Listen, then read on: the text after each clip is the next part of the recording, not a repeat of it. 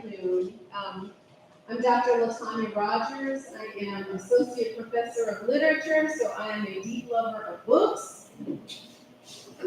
Let me stand with it near me because I love books. I'm also serving as Interim Dean of the School of Humanities and Behavioral Social Sciences. So it is my distinct honor to bring Ms. Nancy Johnson to the podium today to talk to us about her newest book, which is highly acclaimed and selling widely across the country. I do have to tell you a story before I pass the mic. This is Dr. Wendy Thompson's idea. She is our Vice President and Chief of Staff here at Fisk University. She was passing through a bookstore, discovered this book, opened it to page 1, and saw Jubilee Hall printed right there on the very first page. And she reached out to Ms. Johnson and began a conversation. And all these months later, here we are. So we are grateful that Dr. Thompson is right here for the idea. And super, yeah, let's keep Dr. Thompson.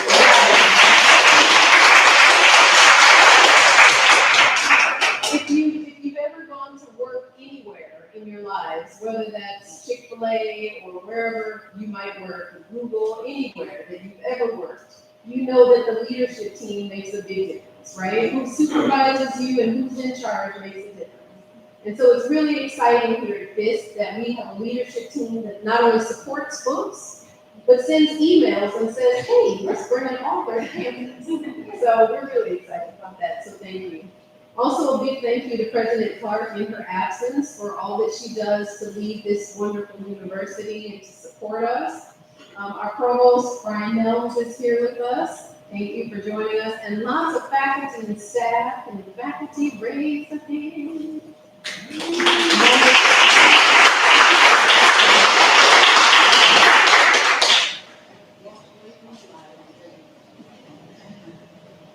Before we introduce our speaker, I do want to thank our committee members. This event is sponsored by the Reavis Mitchell Distinguished Lecture Series.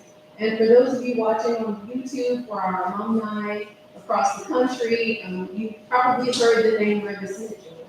He was here as Dean of the School of Humanities and Behavioral Social Sciences for decades. He is a Fisk icon. So it is an honor to sit in the seat that he once occupied, and also to bring such phenomenal personalities to this campus. Almost every October, every September, October since I've been here, that I'm on a mission to bring people to this. So I'd like to thank our committee, the Reavis Mitchell Distinguished Lecture Committee. Let me tell you who they are, because it took a team to do this. Beginning with Vice President Wendy Thompson, who we've already acknowledged, and Vice President Crystal Evans, thank you very much. Dr. Leslie Collins is on the committee. Mrs. Adrian Latham, who directs our alumni affairs, is on the committee. Ms. Maya Brown. Maya is in the back. She's our Executive Director of all things marketing and communications. Also, Ms. Lisa Harris, who is the Director of our library here at Fisk. Alexis Butler, who directs enrollment or admissions. We've already acknowledged Provost Brian Nelms. Ms. Kaiser, who is the coordinator in the Office of the Provost. Thank you to Ms. Joy, Ms. Carolyn Joy, who is there she is, who is the Administrative Assistant and Coordinator in the Office of the School of Humanities. She does all things wonderfully well. Thank you to her. And to Mr. Jordan Harris, who is in the back. In case you don't know him, he is the owner of Alkebulan Bookstore, which is at the end of Jefferson Street. We quite deliberately ordered this fantastic book from our local bookstore at the end of our street. We are supporting all things Jefferson Street, so thank you for being here. And he is selling copies of the book in back. And finally, we had an anonymous donor. Thank you to our anonymous donor who remains anonymous for funding this lovely experience. We would like to invite all anonymous donors to fund our next book. We celebrate story of you all, even in your anonymity. So without further ado, I'm going to pass the microphone to Sanaya, who is going to introduce our speaker for the afternoon. If you could join me in giving the committee a hand for planning this event.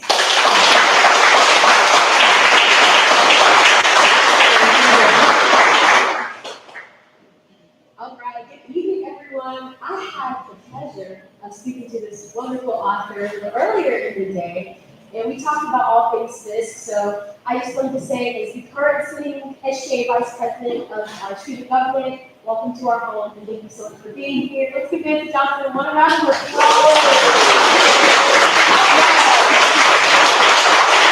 So Nancy Johnson is a native of Chicago's South Side. She worked for more than a decade as an Emmy-nominated, award-winning television journalist at CBS and ABC affiliates and markets nationwide.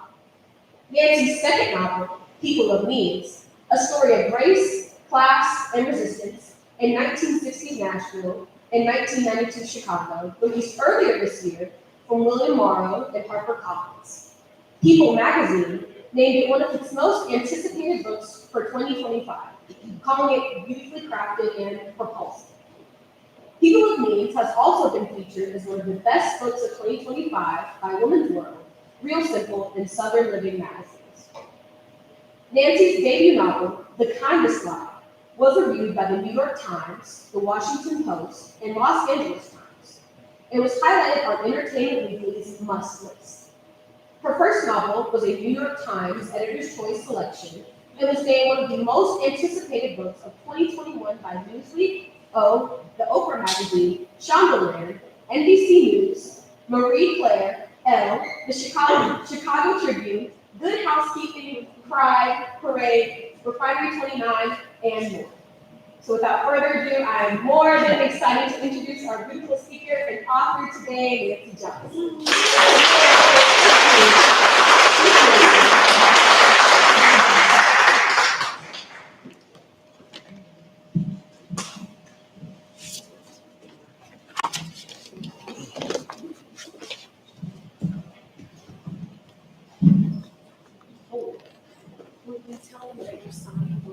Yes. We forgot to say that I will be signing books in the Blue Room.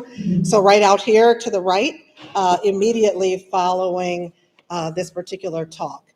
So if you want to purchase a book too, or if you brought your book with you from home, either way, I'm happy to sign.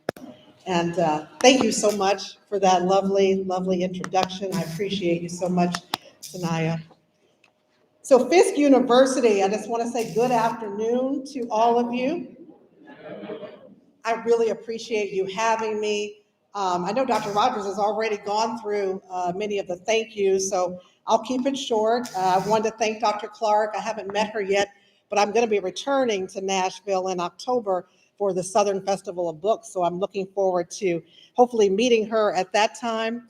I want to thank Chief of Staff, Dr. Wendy Thompson, and Dr. Rogers already gave the story of how this came about. I was so pleased to get that message in my Instagram DM, so getting the DM, it was the best ever. And she was anxious to share the book with Fisk University, so I appreciate her. I'm grateful to the two extraordinary women who have shepherded my journey to getting here. First, Dean, Dr. LaTanya Rogers, thank you so much. I truly appreciate you. I wouldn't be here without you. Thank you for just everything that you have done to make this possible. And also I want to thank Ms. Carolyn Joy as well. She was the other one who was very instrumental in making this happen. Thank you to the students I met in Dr. Rogers' African American literature class. I learned so much that I didn't know about that wasn't taught in my literature class growing up. So I appreciate that. And then I want to also thank the students who had lunch with me today. We had such a riveting conversation. Sanaya, Wisdom, Zoe, thank you for that. After lunch, I went on an incredible tour of the campus. This was my first time on the campus of Fisk University. And so I want to thank Courtney, Madison, and Michelle for that fabulous tour. And then I also want to thank my aunt, Rosemary Rudy. She is here with us, visiting from Gallatin. So it feels good to have family here. And most of all, thank you, students, faculty, alumni, members of the community for coming out. It is truly an honor.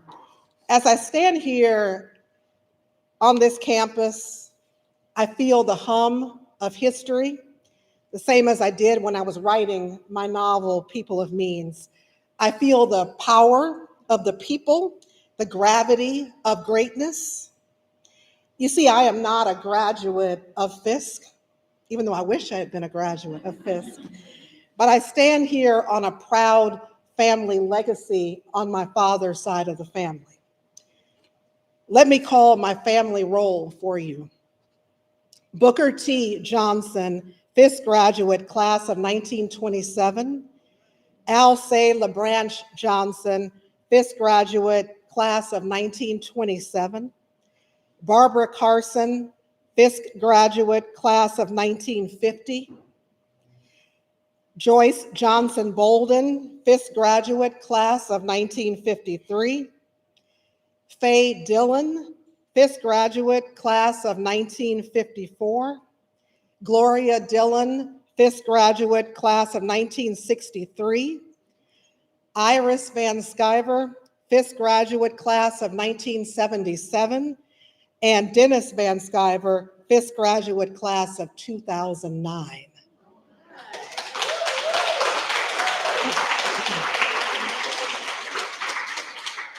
So many people have asked me, well, why did you set the book at Fisk? Several asked me that today. So when I was considering a novel about resilience, a novel about excellence, you can see now why Fisk was the perfect choice for setting my novel.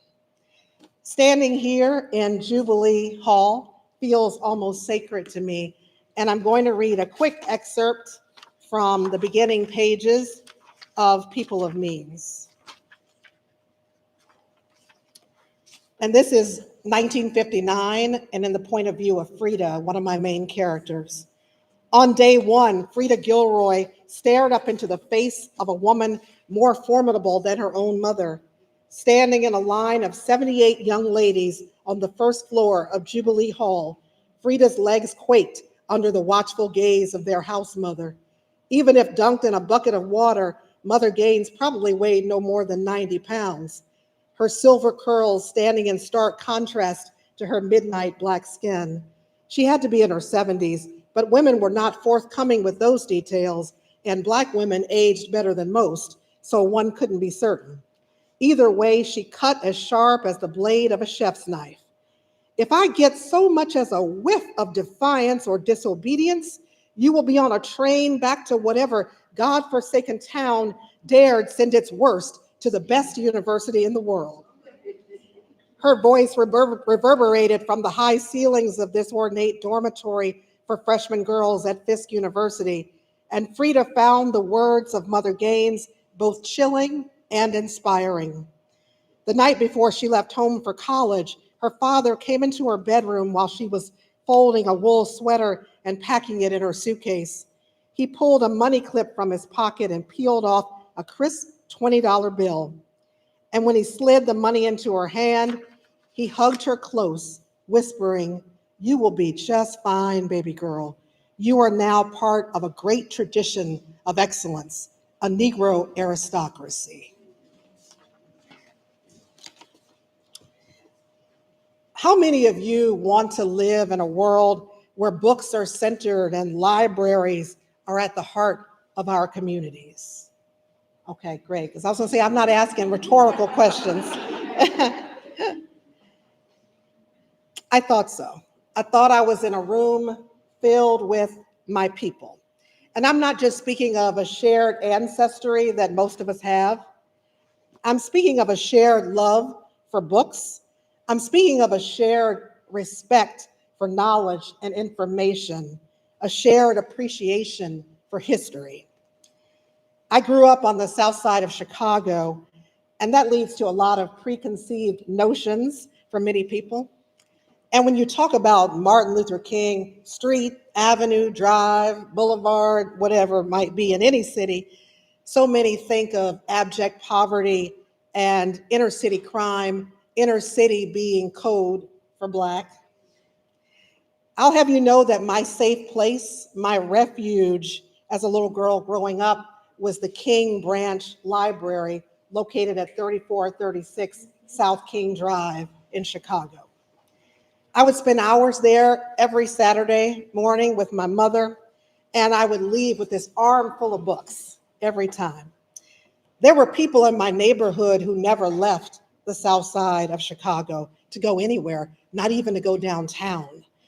But those who had a library card had a passport to go all over the world through the power of story.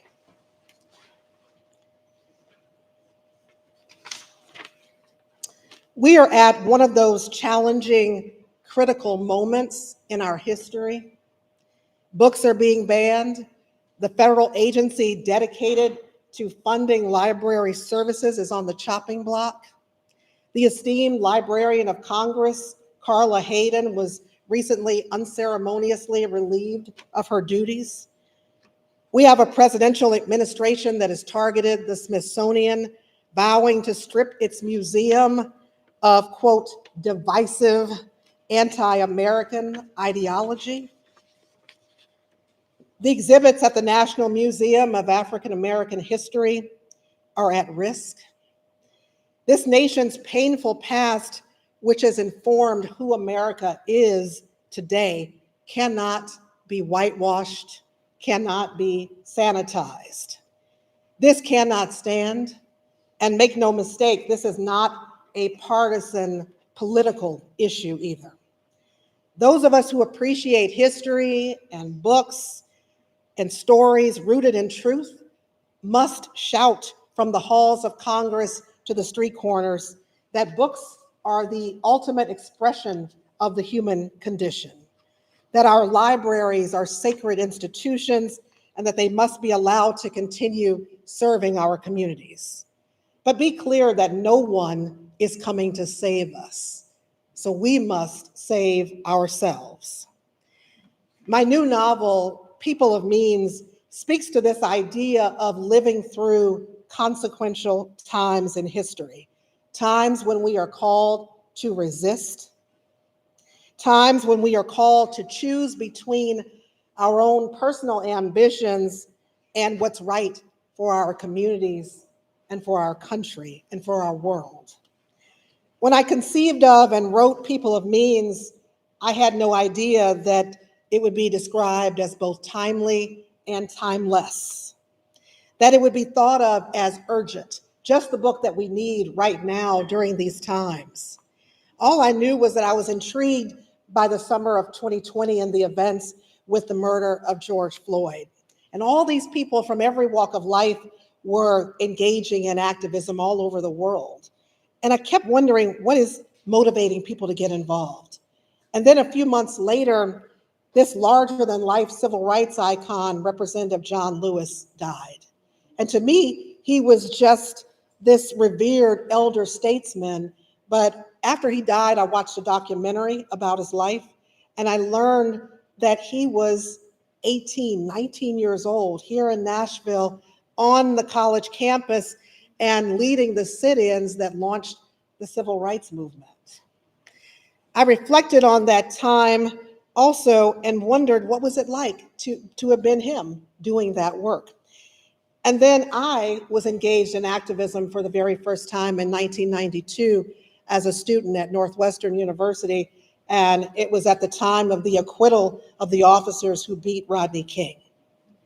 And I was out there with my picket sign chanting, "No justice, no peace. No justice, no peace."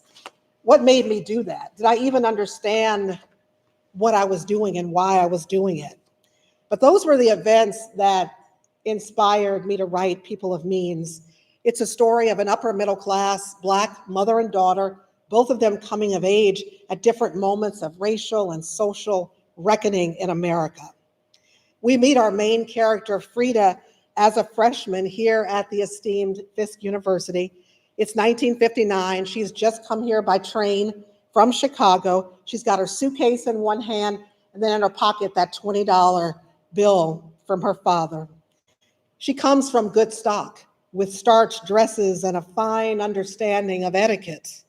She also carries with her this belief that her parents have instilled in her that, like I said earlier, that she's part of this great Negro aristocracy, the talented 10th that W.E.B. Du Bois talked about. But none of that matters when Frida is hit with the harsh realities of the Jim Crow South. She goes in the book to the state fair with this young man named Darius that she's just now getting to know.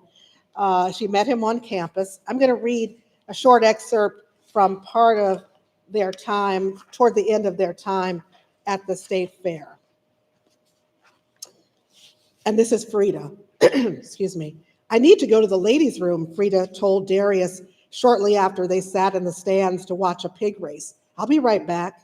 I'll go with you, he said, standing and brushing dirt off the seat of his pants. No, you stay here. When he hesitated, as if unsure how far to press things with this young lady he was just getting to know, she gently placed her hand on his chest. I'll be fine. Alone in her thoughts about Darius, she could smile as wide as she wanted, be giddy, and let the bubble of delight taking root inside her expand throughout her body. She liked how direct he was, the way he looked at her and surprised her in ways no other boy had.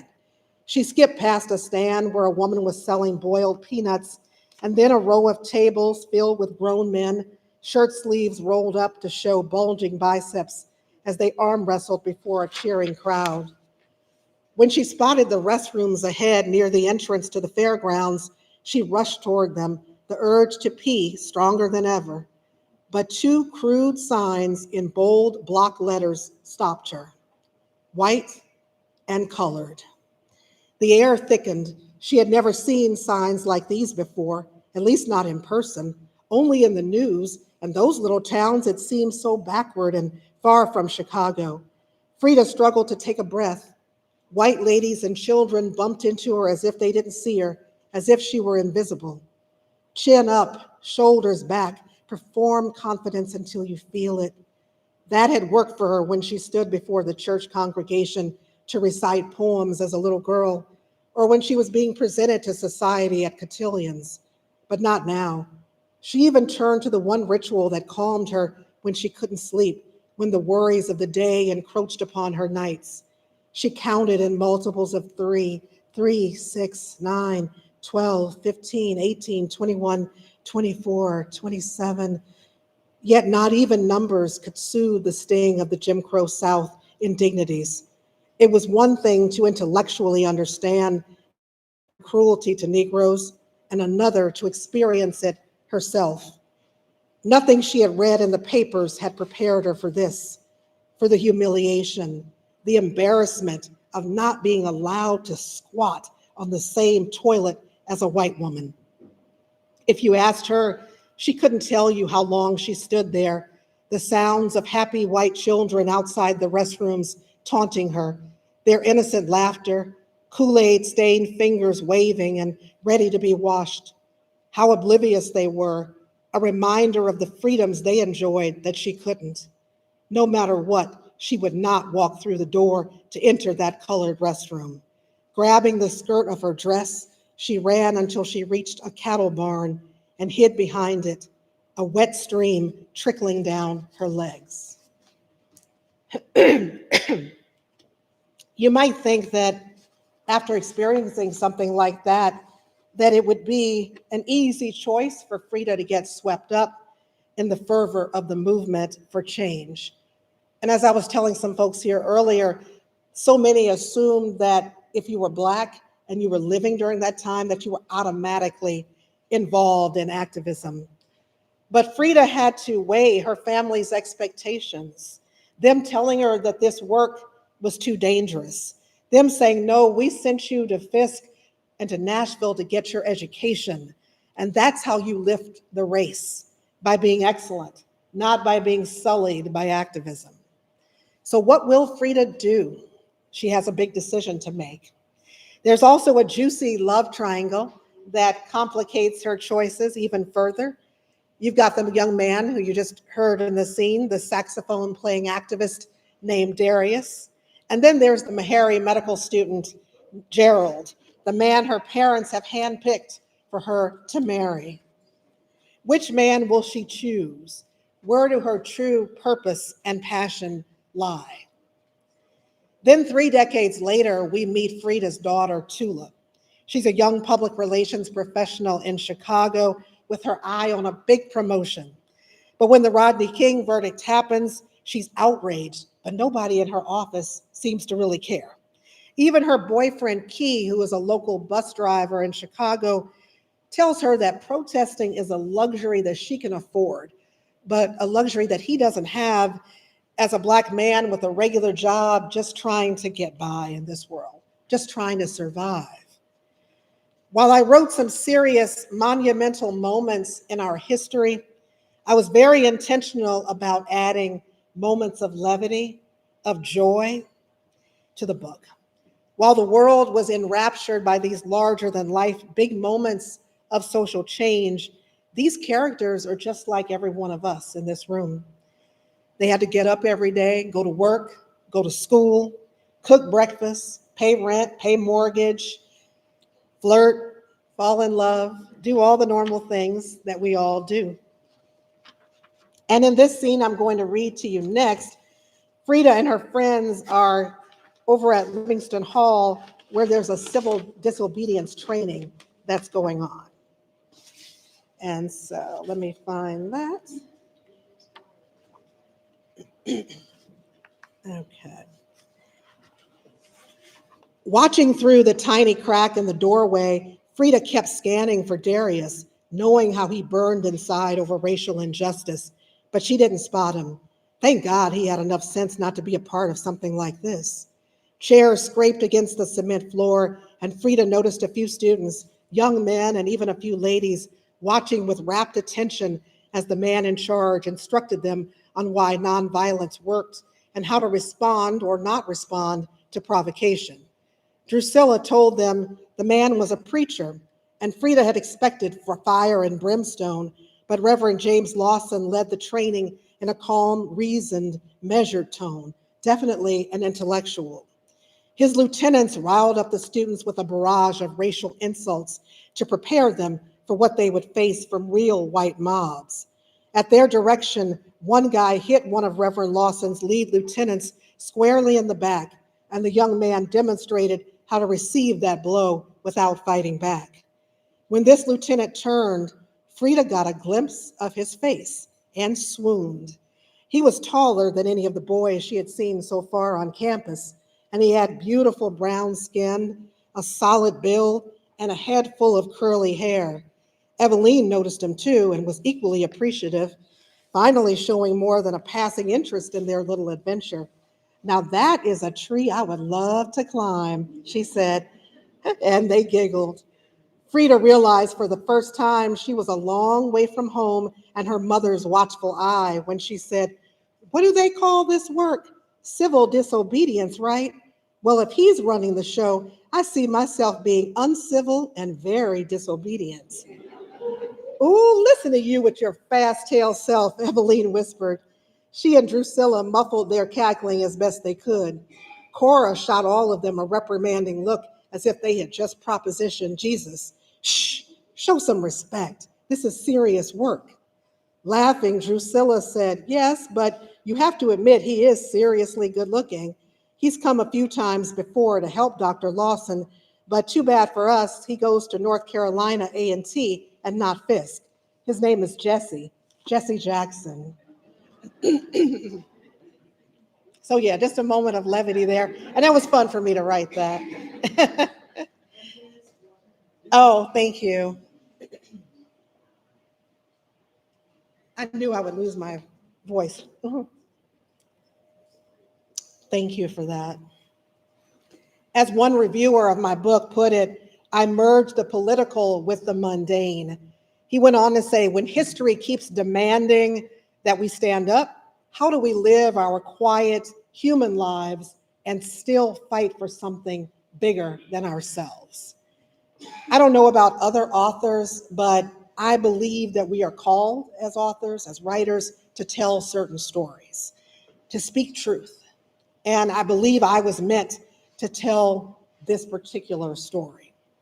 This book would not be in the world if I had listened to the voices telling me for so long, for so many years in my life, that I had nothing important to say, nothing worthwhile to say. You only know the best-selling author standing here before you right now. You don't know who I was before that. I almost didn't make it here. Now, things started off well. I remember myself at 2 and 3 years old. I had this big Michael Jackson afro, and my parents would dress me in the finest clothes from Marshall Fields. For those who don't know, Marshall Fields is a department store. Yeah, that was a precursor to Macy's. And they would take me everywhere, to restaurants, to banks, and just show me off, take me in the back to meet the kitchen staff and all of that. And when I would meet these strangers, I would just extend my arms and say, "I love you so much, sweetie pie." I was so full of life and full of confidence. I would go home and I would act out everything I had just done. You know, I would go home and be the bank teller and be the waitress or waiter. That's what we called them back then before servers. And I was a storyteller even back then. And everything changed, though, in third grade when I met a young girl named Tanya.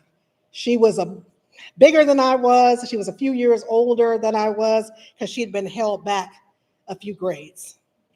She bullied me relentlessly that school year, beating my chest, pushing my face into the dirt. I wore glasses even back then. I started wearing glasses at age 5, and I remember when she knocked the glasses off, I'm in the dirt pawing, trying to find my glasses. It was a pitiful sight.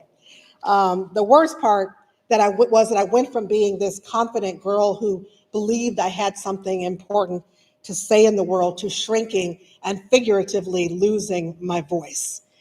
Then in high school, I had this advanced composition and literature class and a teacher by the name of Mr. Necrocious. He asked me to stay behind after class that day.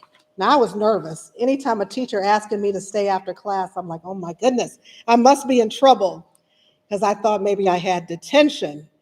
But once we were alone, he leaned over my desk and he said, "There is so much going on in that head of yours. People need to hear from you. They need to hear your voice." And that's why teachers like you, Dr. Rogers, and so many of you in this room are just so important, because you have no idea when you're pouring into the life of a student how much it touches someone and how much it changes the trajectory of your entire life. And that's what Mr. Necrocious did for me. So based on him telling me I had something important to say, I started to believe it. I joined New Expression and became managing editor of this citywide youth newspaper in Chicago. We tackled tough issues like abortion and drug addiction and school reform, gang violence. We gave teenagers a voice, stories that centered them. I grew up Catholic, and so I was about 14 when the priest from our parish asked me if I would be willing to write scripture reflections that would appear in the Sunday bulletin every week. And so I remembered what Mr. Necrocious had said about using my voice, and so I said yes to that opportunity to write that column every week. And I used that space in the bulletin to speak out against injustice. I wrote about an activist named Jesus and about a social gospel. One Sunday afternoon, one of the elders from the church called my mother, and she said, "I read what your daughter wrote in the bulletin. Are those now the teachings of the Catholic Church?" And my mother heard the alarm in that woman's voice. And she assured her, no, no, no, those aren't the teaching of the church. Those are just my daughter's musings, even though we know those should have been the teachings of the church, right? So maybe I was woke before woke was even in our lexicon and before it became the scapegoat boogeyman that it is right now. By the time I graduated from college, I had been diagnosed with thyroid cancer, and I graduated from Northwestern with no prospects for a job in my chosen field of journalism. So I was really down and depressed. Not only did I believe, again, that maybe I didn't have anything important to say in the world, but I thought that maybe I didn't have a right to live. I ended up on suicide watch for several days at a local hospital. I considered taking myself out, but God obviously had other plans for me.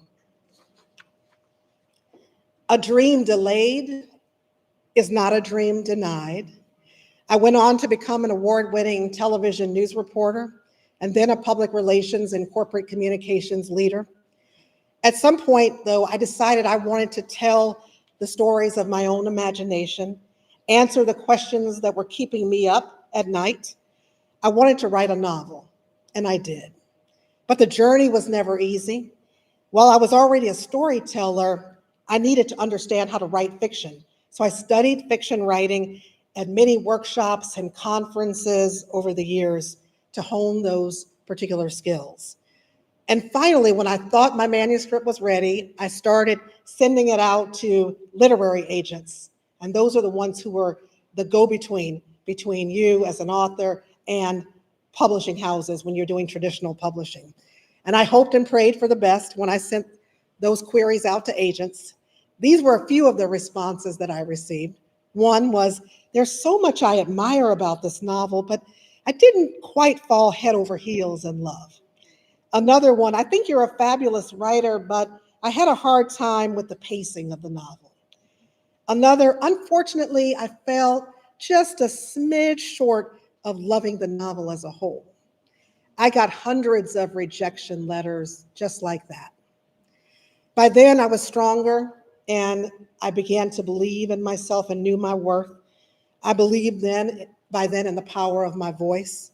So I rewrote that book and got more feedback, and I rewrote it again multiple times.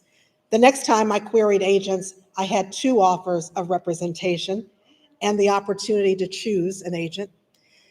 My new agent sent my novel around on submission to the top publishers in New York City. And within just 2 weeks, I had 2 offers of acquisition from 2 divisions of HarperCollins. Thank you. Ultimately, I published The Kindest Lie, my first novel, the same month I turned 50. So it is never too late. You can have a second act and a third act in this life, and I know that I'm nowhere near done. Your voice matters. You just have to believe and put in the work. There will be people, and I say this to the students, but to everybody, there will be people who underestimate you at every turn. Sometimes you will underestimate yourself. The world will continue to challenge and disappoint us and call on us to launch movements. Shortly after the Civil War, the 13th Amendment abolished slavery. The 14th Amendment granted full citizenship rights to all, including formerly enslaved people. Then the 15th Amendment gave Black men the franchise, the right to vote. And a century later, Frida and those in her era in the 1950s and 60s had to fight to regain those rights they had already won. 30 years later, her daughter Tulip and I had to fight against police violence in the 1990s. And more than 3 decades later, here we are today, fighting to keep relevant books on our shelves, fighting to keep our history alive and in classrooms and in museums, fighting to preserve our very democracy. Coretta Scott King once said, "Struggle is a never-ending process. Freedom is never really won. You earn it and win it in every generation." If that ain't the truth. And it is our turn now. It's time for us to step up and act in our own spheres of influence. I was so inspired by the students that I had lunch with today who talked to me about the fields of study that they are in, what they plan to do with their degree from here, they are acting. They're acting now to make change, and they're going to continue to act when they leave the halls of this campus. Again, excuse me, no one is coming to save us. The hard work of saving literature and libraries belongs to us. We've been here before, we've been tested, and we have overcome. On today's tour of the campus, it was nice to hear about where Nikki Giovanni's room was. I didn't get to see it yet, so maybe when I come back, I'll get to see her room. But Ms. Giovanni and I shared the same publisher. And when I was researching people of means, they connected us for a Zoom call. Needless to say, I was incredibly intimidated because I knew that Nikki Giovanni suffered no fools. And so I was just, oh my goodness, I was just petrified. She told me about a lot of the hidden history that you will read about in People of Means. She talked to me about the role of Nat King Cole in the movement, the role of the Pullman Porters. And I was furiously writing down every single thing that she was saying when we were on that call. And I told her, I said, as soon as we get off this Zoom call, I'm going to go Google everything that you just told me. I'm going to look it up. And she said, child, you're not going to find any of this in the history books. And I knew then, when she told me that I had some real gems, rare gems. This air feels good, but it's just blowing my pages. She told me that these were things that were just rare things that she knew about because she had lived it, but I would not be able to just look that up and read about it. She's the one who also told me the story of the great Jubilee singers as well. And that's why I placed them so prominently on the first few pages of this novel. Nikki Giovanni died 3 months before my novel published, so she didn't have an opportunity to read it. But recently I received a message from the creative director at Harper Audio, part of HarperCollins. And she said that Nikki Giovanni has a final book coming out called The New Book, and it was going to be published September 2nd. This book includes a series of stories and poems, and one chapter, one story in that book is entitled Fisk, A Song for Freedom. And it's all about Ms. Giovanni having a meeting with Queen Elizabeth when the Queen of England was on the campus of Virginia Tech when Ms. Giovanni was teaching there. And Nikki Giovanni told the Queen of England, she said, I want you to know the story of the royal family, of your connection to this great university, Fisk, because of the Jubilee Singers. And so she told her that story. And so my contact at Harper Audio asked me if I would be interested in voicing that on Fisk. And so I, of course, again, said yes. And a few months ago, I went to a recording studio in Chicago and voiced that chapter called Fisk, A Song for Freedom. And I can only hope that my rendition and my voice, that I did justice to the words of Nikki Giovanni.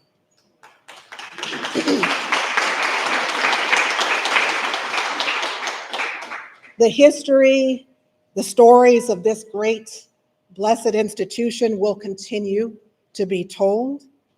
They'll be told in Nikki Giovanni's new book. They're told in my book. They will be told in the stories that you all will tell.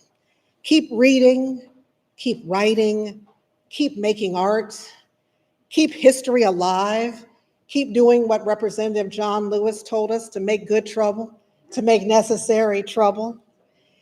I titled my novel People of Means to reflect the socioeconomic background of the characters in my book. And I felt like it was a real flex to have a book about Black folks and to title it People of Means.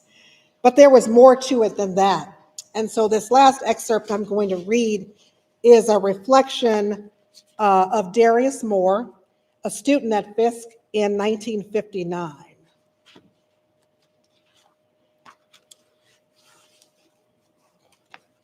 Ernie and Matilda Moore showed him and his sisters and brothers how to pull cotton off the bolls from the time they were knee-high to a grasshopper. He could still feel it in his hands, that cotton soft and downy, the bolls, though, sharp as needles. Those burrs pricked every one of his fingers until they bled, and it hurt like hell. For years, Mama and Pop worked white people's land as sharecroppers, they and their children clad in clothes that grew dusty and soil-caked between sunup and sundown. Though everything was still separate and unequal, the white landlord finally allowed his folks to farm 20 acres of his land and keep 1/3 of the crop. They raised cotton and corn and tobacco, never earning what they deserved. And with fickle harvests and unfair contracts, they remained indebted to that landowner and tied to the land. If you wanted to know the God-honest truth, sharecropping was just slavery by another name. Mama always said, the good Lord allowed us to open our eyes and see the sunrise of a new day. If that ain't a blessing, I don't know what is. While a beautiful sentiment, that never seemed like enough. And one time when he was about 9 or 10, hot and sweaty in the fields, his mother laid down the heavy sack she'd been pulling and pointed a bloody finger at him. There's a whole lot we ain't got in this world, but you now, you gonna go out there and get it for us. She sucked her finger dry, started humming to herself, picked up that sack and sashayed on down the row of cotton plants. She had been right, because that's not how the story ended, not in those cotton fields. The greatest fruit of his folks' labor had been their 6 children, all of whom left that farm, Darius being the youngest and last to go, each of them making their way in the world. He never asked for anybody's pity for how his family earned a living, because when the struggle bore fruit in the lives of the children and they found their way to freedom, that's all that mattered. And by that definition, Ernie and Matilda Moore were indeed people of means. That speaks to our capacity to love, our capacity to build community, to live on purpose, to live our lives out loud, to be the storytellers, and to be the truth tellers. And by that definition, everyone in this room, we are all people of means. Thank you very much.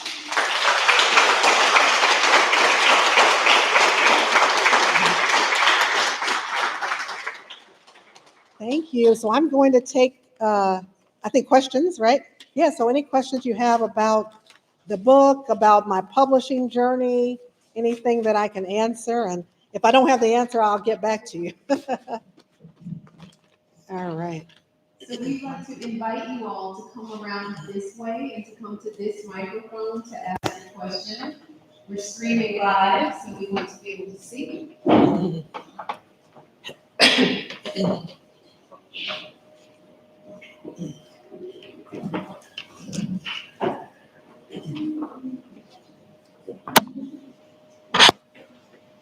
All right, step on up to the mic.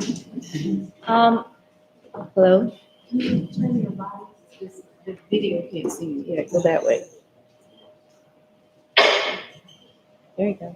And then just Thank don't you. touch it. 'Cause we don't touch. So my question is, you reflect on a time when the nonviolent campaigns were going on here at Fisk, and you also mention a few of the prominent figures of that campaign, like James Lawson.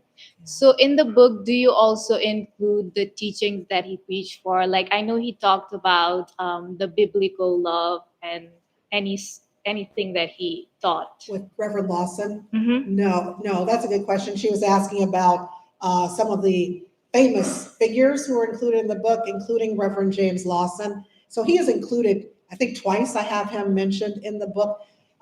Another time when there was some organizing going on, I have him present, but I don't get into the specifics of his teachings in the book. Now, Darius, who is a young activist, he is definitely inspired by the teachings of a lot of these leaders. And so I do have him reciting some quotes from various leaders who've inspired him. But no, I don't get into the details of Reverend Lawson's teachings, but thank you for that. Yeah, I'll have to thank you. now read up more about Reverend Lawson and some of what he believed in and what he espoused. So thank you. Thank you. Hello. Hello. Nice to see you again. Good to see you too. Okay, so Fisk has a rich history, as we all know, and I know that you had the familial resource, and that Giovanni meeting. But I was curious if you could give us some more insight into your research process. And this is like a two-part question. And I'm a huge Fisk publications nerd as well, so I was wondering if in that process, if any of our like iconic publications, such as the Fisk Herald, literary magazine, the Fisk Forum, our newspaper, or the Fisk Oval, helped in any of your research process as well. No, so I need to read all those publications. I wasn't familiar with those. I really wish that I could have come here to the campus. When I met with Nikki Giovanni, that was one of the things she said, you've got to go to Fisk. You've got to get there to the campus, and it would help me to understand Fisk very well. But I didn't do a lot of reading because I think when we write about and talk about the civil rights movement, so many of us think that we know the civil rights movement because either if you didn't live through it, you've read about it. It is so prominent. It is one of the few times in history that I think that our schools teach us about. But what I didn't know was what it was like to be here on the campus of Fisk as a student in 1959 and in the early 60s. So that was the piece that I really needed to research. So in addition to talking with Nikki Giovanni, I reached out to a friend of mine in Atlanta, and she connected me with several women who were graduates. So they're all in their 80s now, and they were students the same years that Frida was a student at Fisk. And so I talked with them. I read to you, that I have a cousin who was a graduate, with multiple cousins who are graduates of Fisk. But one of them, Barbara Carson, I interviewed her. She graduated some years before Frida would have arrived on campus, but interviewed her. She connected me with her cousin, interviewed her as well. So I'd say I interviewed like 5 or 6 people to help me tell this story. And they were able to give me the insights that I wouldn't find in a book, in a history book where I'm just reading about Fisk. I wouldn't. The things like, what did young women wear to class? Those were some of the things I wanted to know. And so I learned about some of the professors requiring women to wear skirts or dresses and to wear pantyhose to class. And that you couldn't wear jeans after a certain time of day on the weekends, and about the curfews and all of those details that I never would have known without actually interviewing women who are graduates of Fisk. So that's really the way I did the research. And then I did other research for the other timeline, even though obviously I was alive in the 90s. I have a housing project that I profile in Chicago called Ida B. Wells. And I did interview a man who he and his grandmother grew up there in that housing project. So he was able to give me insights, because when you're writing a story, you want those details, those telling details that make the story come alive. And particularly with the Fisk details, there's a woman named Diane Jackson who was a student there during the same years that Frida was a student. And she lives in my apartment building. I didn't know her until after I'd written the book. And so she has read it. And she said to me, oh my God, were you following me around this? And that felt so good, because then I realized that I had gotten those details right, because that's the last thing you want, is to write a book and have somebody read it and say, that doesn't ring true. That's not how that happened. But any mistakes, though, are mine. So certainly not to blame anyone that I interviewed. But that's where I got the rich texture for the story, was through that research. Thank you so much. Thank you for the question. Thank you.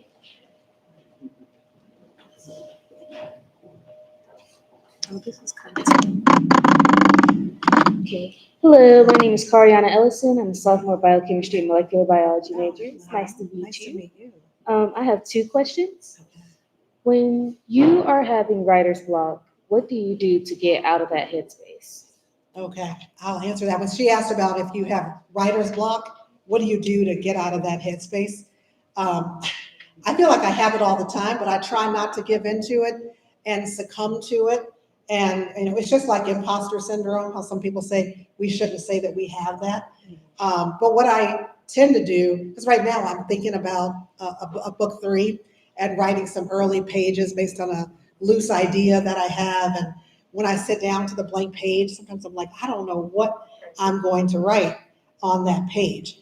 And as I was telling some of the students earlier, one thing I do is I try to keep my phone with the voice memo function near me. So I might be driving or I might be doing dishes or something else. And so if a thought, an idea comes to me, I want to record it while I'm thinking of it, because I do believe we're writing even when we're not sitting down at the computer or at the notebook. We're always writing because I think as writers, we're always thinking about our stories. And the other thing I do before I write is I'll try to read some work, like, go find some poetry or find a book that I love and read a few passages. And just getting me into that creative headspace helps unlock what's there. And also not being, as I was telling some of the students at lunch too, not being so precious about your words. That's something that I have a hard time with. Whenever I write, I have a hard time leaving the page until what I have written is fairly pristine, and that's not what you're supposed to do.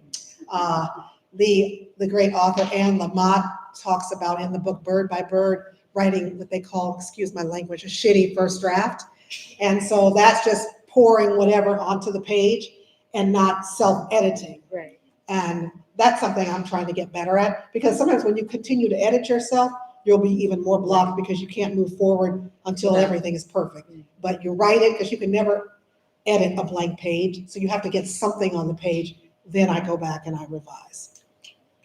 Thank you. Your second question. And my second question is, how has being from Chicago, the South Side of Chicago, shaped your perception of Fisk as you were doing your research?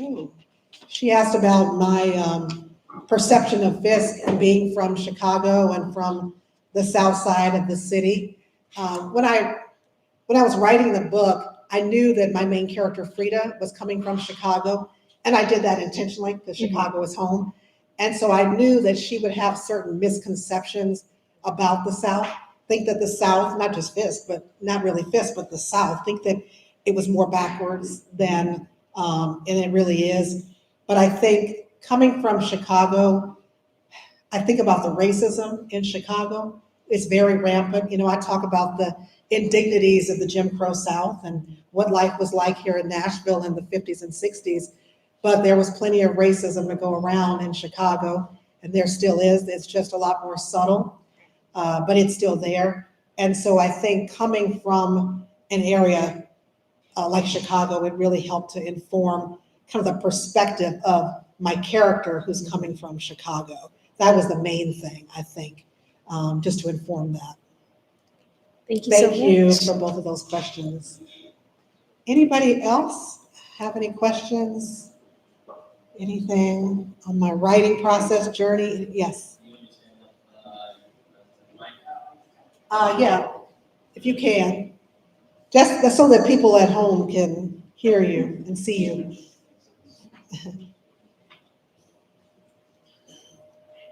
Hello. Okay, there we go. I hear you. So it seems like for this book you had to do a lot of discovery, interviewing a ton of people, and in doing that, I feel like doing things like that, you kind of unlock new worlds and you get new perspectives and you get an idea of a place that you didn't really know about.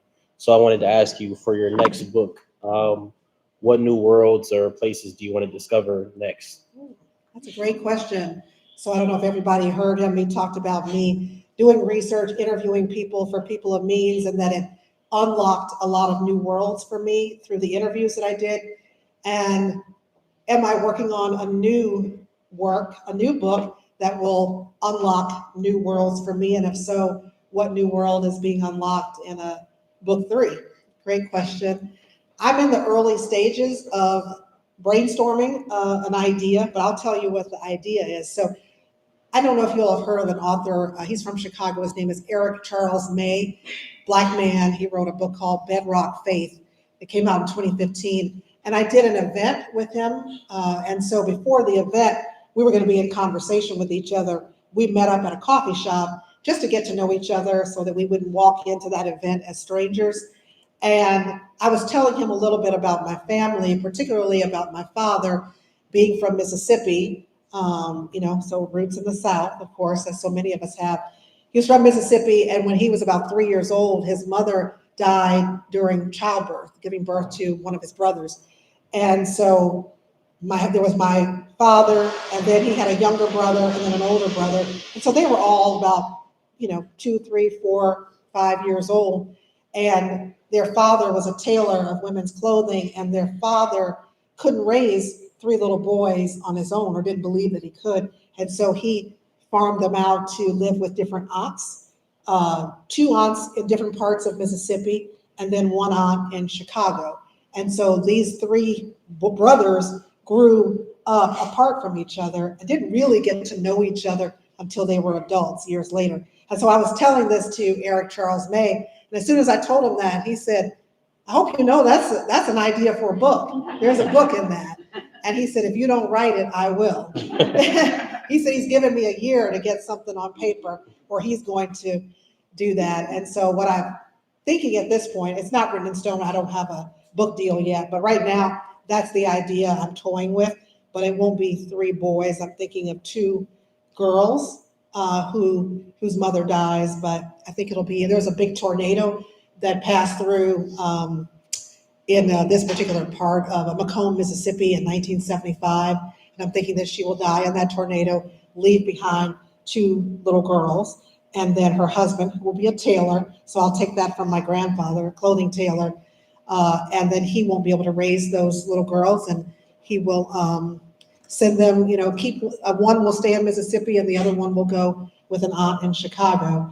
And so those are the worlds I'm thinking of exploring, and having these girls come together, learn more about each other, and learn some secrets, because their father will have some secrets that he's been carrying with him. And that'll be part of the reason why he doesn't keep his daughters with him, is because of the secrets that he's carrying. And so we'll learn about his life and the life of these girls, and then bring them together in the book. So that's what I'm thinking about right now, as a world to explore.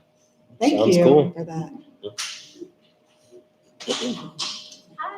Hi. Hello. Okay. Yes. Hi, my name is Aria Gresham. I'm a freshman biology major on a pre-med track. It's very nice to meet Wonderful. you. Nice to meet you. I remember you talked about how in 3rd grade you kind of lost your voice. And I was wondering, what steps did you take to refine yourself, or what helped you refine yourself? Yeah, so she asked about me figuratively losing my voice in 3rd grade, and what steps did I take to regain my voice? Did I capture that accurately? I don't think there was any one thing, because when you figuratively lose your voice and you don't believe in yourself, it changes everything. So I used to be the kid in class who was always got my hand up, me, call on me, right? And then I just started to shrink within myself, and that continued for a number of years. So from 3rd grade on till that moment I told you about in high school, I really had lost my voice in many ways. But really, it was that teacher pouring into me, believing in me, because sometimes you need somebody else to believe in you when you don't believe for yourself. And I think that's a lesson for all of us, to do that for each other. I know on this journey to being published as an author, I told you about all the rejections I received from literary agents. And so I have a good friend, Julie, in Boston, who she and I have kind of gone through this process of getting published, getting agents, getting published together. And so, I would read her rejection letters. Sometimes when they would come in, she'd read mine. Sometimes when we couldn't do that for ourselves, we would believe for each other until we were strong enough to believe. I also had parents who believed in me every step of the way, but you know how it is when it's your parents, you don't always think they're right, and you don't necessarily believe they're just saying it, I thought, because they're my parents, that I have something worthwhile to say. But when I had someone outside of my family, someone who didn't share a bloodline with me, to tell me that there was something that he saw in me, a spark. That's why I say that the work of teachers is so important, because a teacher can say one thing to speak life into you, and it can carry you for the rest of your life. I still hear Mr. Necrocious' voice in my head from all those years ago, and that was from the 1980s, like the late 80s. So that's that's what it is. But, I'm not going to lie to you. I go through a lot of moments of self-doubt even now. So it's not something that, okay, I don't believe in myself or in my voice. Now I do, and everything is fine. There will always be moments where I will doubt myself and I won't believe that I'm worthy, but I just have to keep surrounding myself with people who remind me of who I am, and then I'll get stronger. And that's what I found has been what's worked for me. Thank you for that. Thank you. Hello, this is actually not a question, but wanted to share with you from the chat. This gentleman says his granddaughter, age 17, heard you, your words sunk in. She said, "Grandpa, I got a voice. Oh, I'm gonna do like Miss Johnson." He says, "Thanks, my sister. You connected big time." This is from John Austin, Fisk class of 65. wow. Thank you for that. Thank you. And that's why I do what I do. That's why I write. That's why I speak for that 17-year-old young lady. So yes, you do have a voice. You do. The world is waiting to hear from you. You matter. What you have to say matters. So, wow, that touched me deeply. So thank you for that.